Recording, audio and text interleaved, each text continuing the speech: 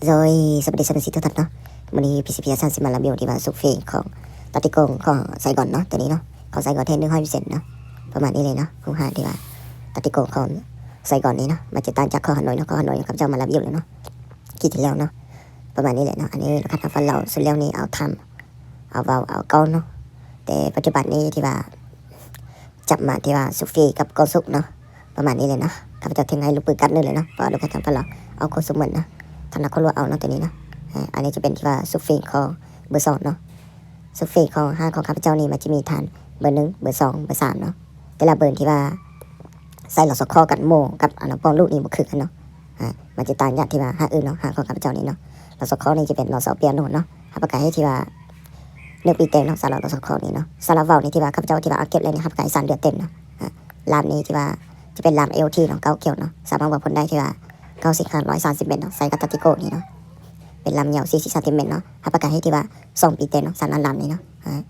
ก็ส่วนนี้จะเป็นที่ว่าก็ส่วนลูกกันเนาะข้าพเจ้าเทคให้ลูกค้าทำฟันเหล่านี่เนาะประมาณนี้เลยเนาะ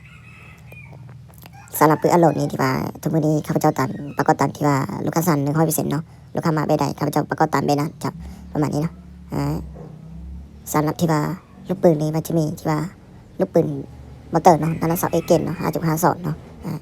สำหรับตาติโกลูกนี้ที่ว่าเบอร์2นี่สามารถบรรจุได้ที่ว่า11ลูกเนาะ11ลูกเนาะออกมาใหม่ล่าสุดปี2025เดือน10วันที่17เนาะสำหรับอันนี้ที่ว่าตาติโกซูเฟลูกนี้เนาะมันจะคล้ายคือกับพวกทอเอเนาะทอเอกับตาติโกนี่ปัจจุบันนี้ข้าพเจ้าที่ว่าใส่ห้องหล่นเซินที่ว่าซูเฟนี่เท่ากันเนาะขวัญใหญ่บรรจุที่ว่าสำหรับที่ว่าห้องหล่นเซินตัวนี้นี่700 CCI เนาะ700 CC เนาะ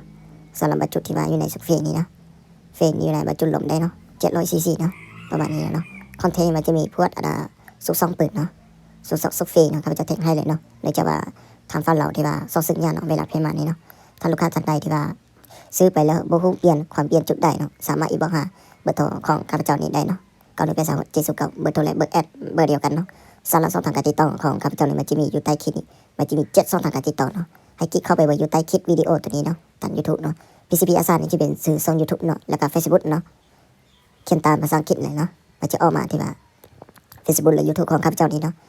สำหรับเบอร์โทรและเบอร์แอดแมนเบอร์เดียวกันเนาะข้าพเจ้าที่ว่าบ่เคยเปลี่ยนเนาะประมาณนี้เลยเนาะลูกค้าท่านใดที่ว่าซื้อไปแล้วปืนมีปัญหาสามารถปรึกษาหาได้เนาะถ้ากรณีซื้อจากห้างอื่นมาเปลี่ยนอะไรห้างของข้าพเจ้านี่บ่ถือกันเนาะสำหรับปืนอโลดนี่เนาะบ่ถือกัน1พวกโอลีเนาะ2นี่พวกอันนั้นบุตรทองอยู่ในสุเฟนี่บ่คือกันเนาะมันจะมีความละ2อยู่เนาะสำหรับเรา2ข้อนี้ที่ว่าข้าพเจ้าที่ว่ายังมีลูกใดๆสามารถอีบ่หาได้เนาะเพราะว่าเรา2ข้อห้างของข้าพเจ้านี่บ่คือกันเนาะเราสอนตีข้อนี้เนาะถ้าว่ายังมีลูกทั่วไปเขาจะให้ลูกทั่วไปเนาะถ้าว่ามีลูกหัวระเบิดเขาจะให้ลูกหัวระเบิดเนาะมันจะบ่คือกันเนาะเราสอนข้อนี้ความยาวความสั้นนี่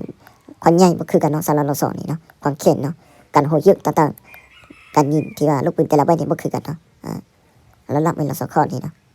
ต่อมาเป็นตัวเราสอนเบาสำหรับปืนอโลที่ว่ายิงบ่ทึนี่1มันจะลำเนาะ2มันจะระเบิดเบาเนาะตัวระเบิดเล็กเนาะ3มันจัดที่ว่าลูกเนาะ4นี่มาจัดที่ว่าซุฟฟีเนาะ5นี่มาจัดอะไรก้อนเนาะ6มาจัดเก็บเสียนเนาะ7นี่มาจัดที่ว่าปติโลคือของซุฟเฟนี่เนาะมันจะมีแต่7กรณีเท่านั้นเนาะประมาณนี้เลยเนาะลูกค้าไปศึกษาได้เนาะถ้าว่าลูกค้าที่ว่าซื้อจากห้างอื่นเลยว่าซื้อจากห้างเอานี่บ่มีมาให้อยู่ในเพราะข้าพเจ้าแท้เลยเนาะพอส่งให้ลูกค้าเนาะทุกท่านที่ว่าส่งให้ลูกค้าที่ว่าข้าพเจ้าแท้ให้อยู่เลยเนาะเพราะฉะนั้นที่ว่า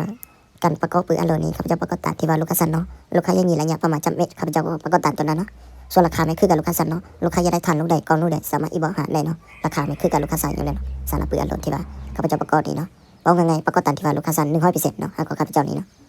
ลูกค้ามาไปได้เขาจะประกอบตัดไปนั่นเนาะถ้าว่าบ่มาทางครับบอกสามารถเปลี่ยนทางอโลได้เนาะถ้าว่าทางอโลบ่มาสามารถเปลี่ยนที่ว่าทางครับบอกได้เนาะวิดีโอนี้จบเพียงเท่านี้เนาะขอให้ติดตามวิดีโอต่อๆไปเนาะขอบใจ